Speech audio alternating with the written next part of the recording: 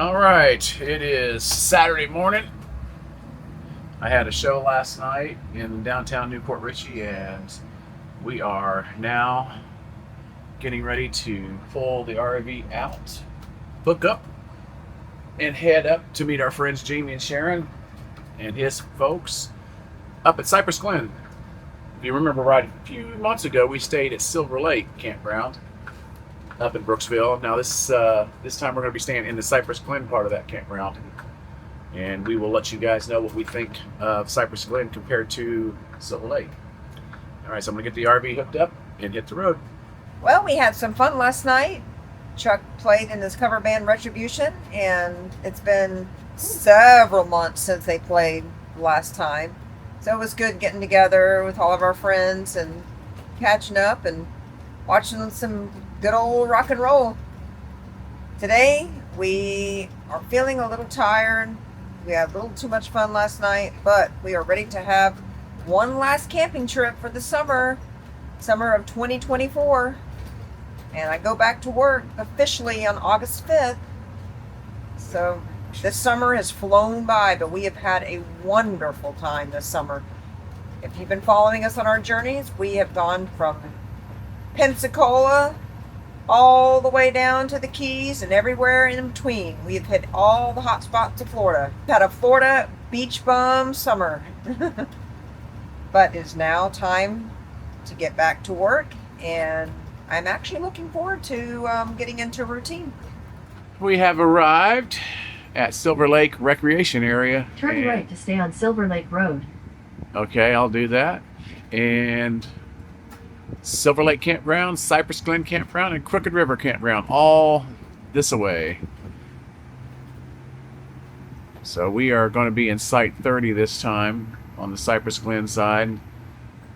And from what we hear, it's much quieter campground as far as the I-75 noise that we had to deal with at Silver Lake last time. So we will see, and we will let you guys know.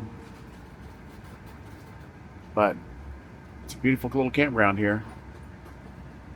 Looking forward to some R&R. Last trip before Allie goes back to School. Definitely got to watch driving back in here to Cypress Glen. There's some low-hanging trees that we've had to kind of avoid. This is a tight little turn and tight little road here. Definitely some little tight roads in here for a big RV. But so far, I guess if Jamie made it with his big fifth wheel, we can make it with this. He's even taller than we are and longer. All right, we're going to look for Site 30 and get set up and reconnect with our friends. All right, we have found our site. I figure we need a spotter just in case. Okay. You can never take it for granted that it's just going to be super easy to get in, so I'm going to have her spot me. Should be easy enough to get in, though. Right there, that fence, I would have swore I was going to hit it. But because I had Allie spotting me back there, she said, no, you're fine. I would have swore I would have taken that fence out by myself.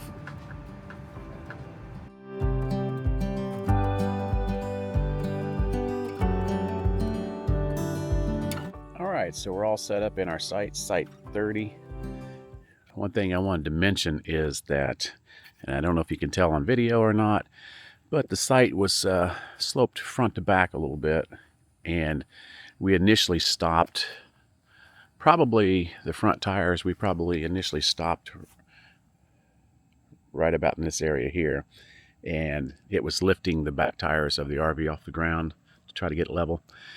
So we ran the jacks back up, backed on further down. You can see it's a little bit more level the further back you go in this site.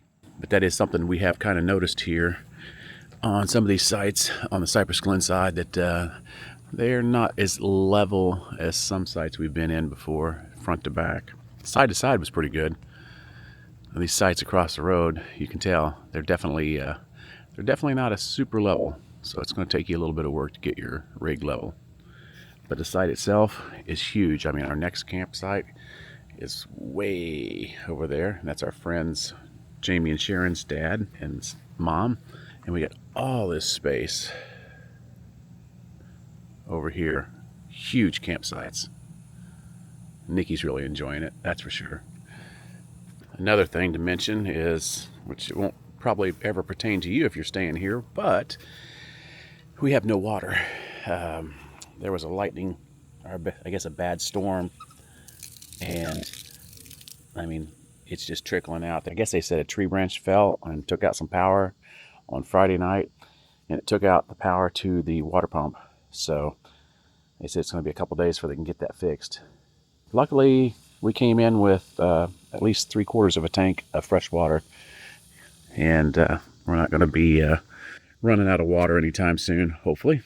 Now, one other thing with the water situation that we have the ability to do with the Nautilus system is we can siphon some in if we have to, which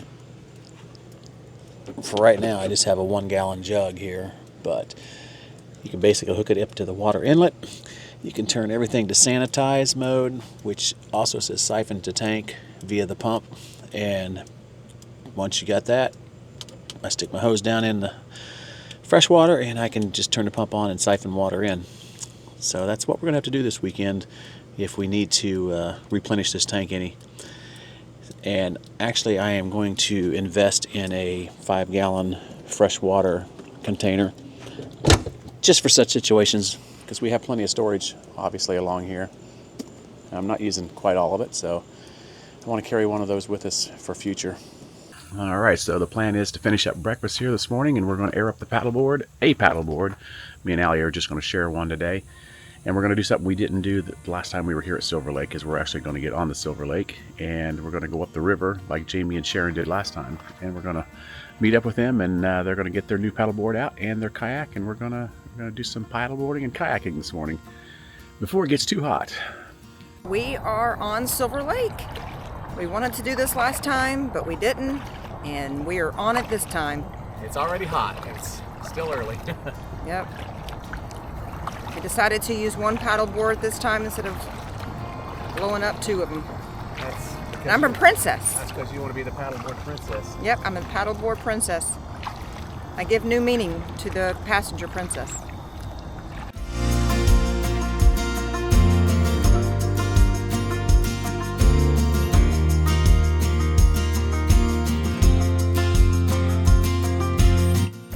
We are heading into the little inlet here where it gets to be very beautiful. Yeah. Beautiful cypress knees.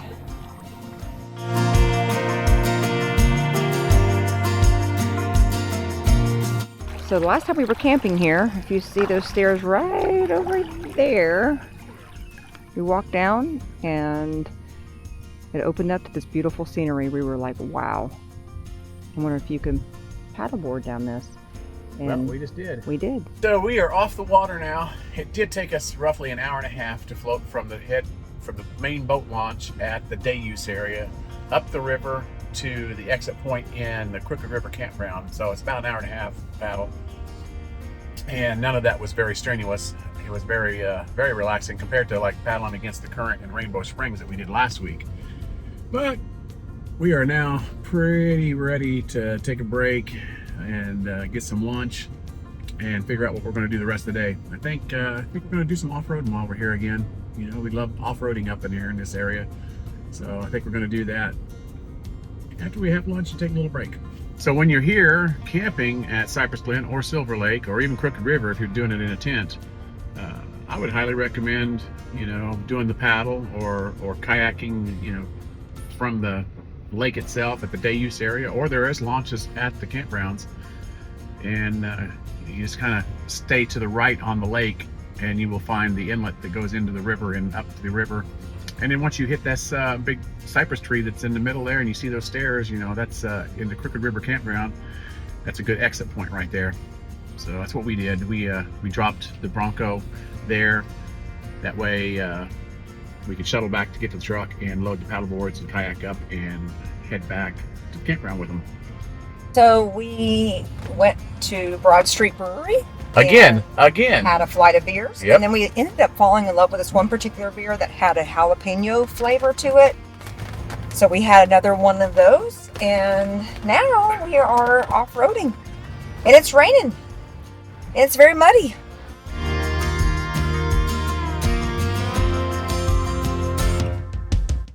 Well, we just got back from off-roading and going into Brooksville and having a couple flights of beers at the Broad Street Brewery Company in Brooksville. And look, we got a new sticker. Yep. We don't have room on our sticker board right now, but we have a new sticker. Yep. I think we're going to start doing magnets. We were talking about this, buying the magnet backing material for our stickers. That way we can put them on our refrigerator back there. Yep. But we're getting ready to head over to Jamie and Sharon's RV. We just cooked chicken breast in the microwave for the first time, so we're going to see how this turns out. If it's a rubbery chicken, we probably won't do that again. But for the sake of time, we had to just do what we had to do. I did tell you a little bit about going to Broad Street Brewery again this time. One thing we neglected to say is that it is all dog friendly. Mm-hmm. The last time we went there, we left Nikki in the Bronco with the engine running, and this time we were like, I wonder if they will allow her in as a service dog, because she is an emotional support dog. And yeah, and the bartender, she was saying, oh, all dogs are allowed in here. So that was really nice to hear that they're very pet friendly there. Yeah, and while we were there, there was a couple other dogs. Mm-hmm. All right, so if you are in the area and you're looking for a good microbrew, we recommend the Mexican Candy if they have it. Yes, if you like jalapenos, it had this very distinct jalapeno flavor. It wasn't too spicy or hot, it just had that flavor. It was very good. Very good. That there is a dead parrot. You can taste it. This here. Smell one. This one here is what again? Mexican candy? Mexican candy. This has jalapeno and it tastes great. It is 2021 U.S. Open Beer Championship bronze medal winner. Wow. All right, so on our last trip to Rainbow Springs, we noticed that we had an issue with our water heater. And if you watched last week's video, you probably know that the mounting thing broke loose here. So we're here with Jamie this weekend, and I know Allie wanted to turn this into warranty, but you know how I feel about the warranty work and how we'd hate being without an RV for 4 to 6 months for something so simple. I mean, everything still works, it's just where it's mounted is broke loose. So we're going to try to pull this back up into place and just run a couple screws into the stud here and see if that won't hold it. If it doesn't, then we'll discuss going to warranty, but I would rather just go ahead and fix it myself. I mean, we did have an issue where it kind of burned the paint a little bit there, but I was able to buff most of that out, so pretty happy with that. I can live with that rather than having to deal with turning it in and being without an RV for months. So I'm going to go back underneath into the compartment, open up the back storage or back access panel, drain the hot water out of it, drain the water basically, so I can get under there and lift that up while Jamie runs a couple screws in there. All right, so we got it all fixed and put back into place, and everything lines up just the way it was supposed to from the factory, and pretty happy with this, because all we really did was pull it back up into place and run a couple self-tapping screws in there. And I mean, I even thought about maybe wanting to run one up here, but it's solid. And I did put a couple blocks underneath the tank inside the compartment just to, you know, help support some of the weight of, you know, 10 gallons of water as you're bouncing down the road. So hopefully that holds and everything continues to be good.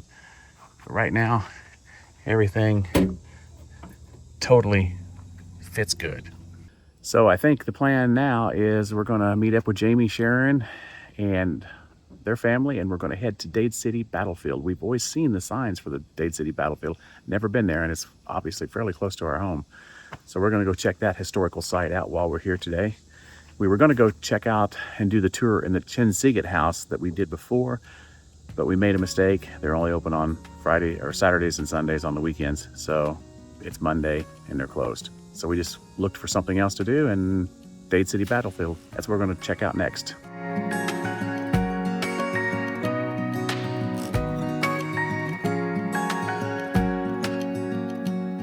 And as we've said before, the Chinzigat house was closed on Monday when we wanted to go. Kind of missed the boat on that one.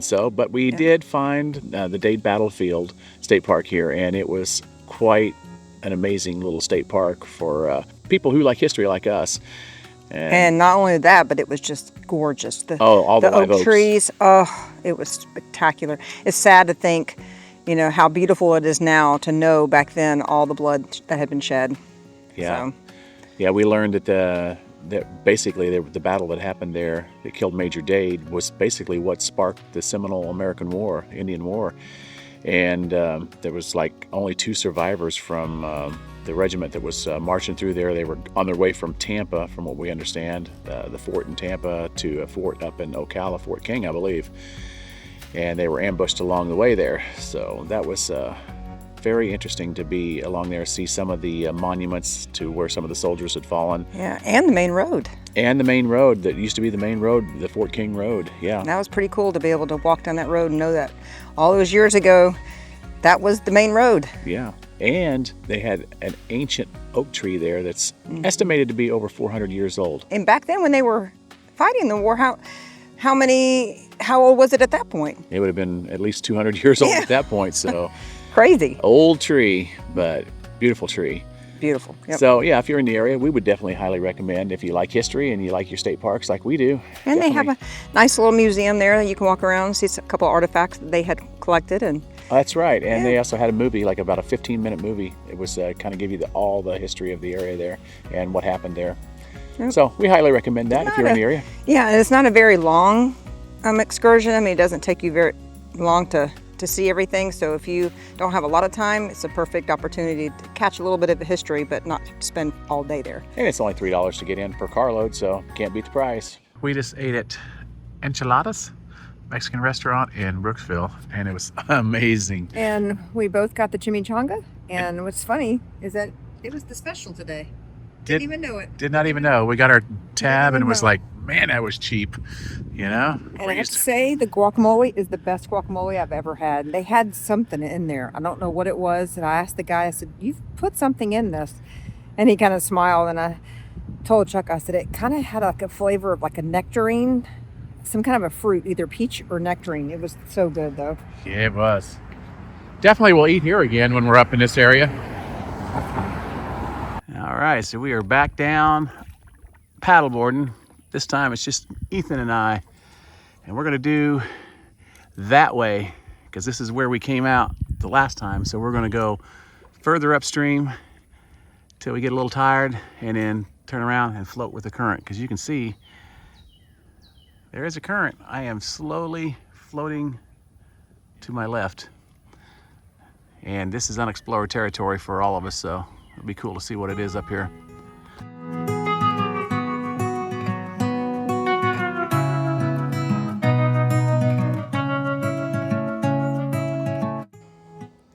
All right, guys, so our final thoughts on Cypress Glenn Campground here at the Silver Lake Recreation Area is that we definitely favor this campground over the Silver Lake side campground.